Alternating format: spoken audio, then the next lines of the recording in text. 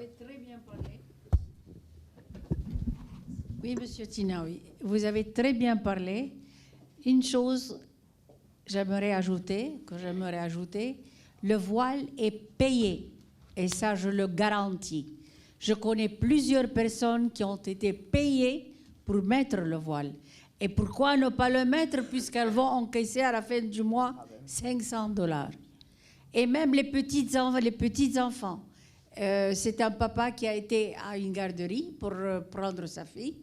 Et alors la personne en charge lui dit « Monsieur, c'est pitié pour cette petite fille qui porte le voile. » Il dit « Madame, c'est $200, madame. » C'est très vrai, ça.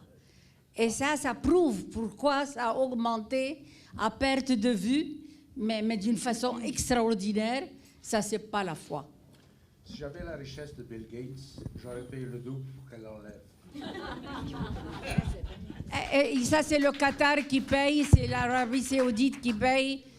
Vous n'avez pas à vous tracasser la tête. Mais écoutez, c'est bien connu que depuis les années 70, et surtout après la guerre de 73, l'Arabie Saoudite dépensait chaque année plusieurs milliards de dollars pour promouvoir leur wahhabisme partout dans le monde. Et surtout d'abord dans les pays musulmans, pour que leur islam ressemble à leur islam, et pour aussi, alors c'est financé, c'est évident que c'est financé. Vous avez parlé ici de filles de porte le voile, aussi il y a les immigrants, que certaines sociétés financées par Qatar ou l'Arabie Saoudite leur aident, par exemple, à avoir des prêts pour devenir chauffeur de taxi ou avoir l'hypothèque, etc. Il y a beaucoup, beaucoup d'argent qui circule ici au Québec et ailleurs dans le monde. Imposer la doctrine wahhabite et aussi promouvoir l'islam politique. C'est-à-dire, ici, les frères musulmans sont très, très actifs. À un moment donné, il y avait une organisation qui s'appelle Présence musulmane, qui était extrêmement active, qui faisait venir Tariq Ramadan tous les ans ici, donner des conférences, etc. Et c'était maintenant, il n'existe plus parce qu'ils trichent. Ils ont rejoint une association qui se dit laïque. Amal, l'association des musulmans arabes pour la... Et ce qu'il y a aussi, il ne faut pas oublier aussi qu'avec le temps, ils contrôlaient pratiquement tout.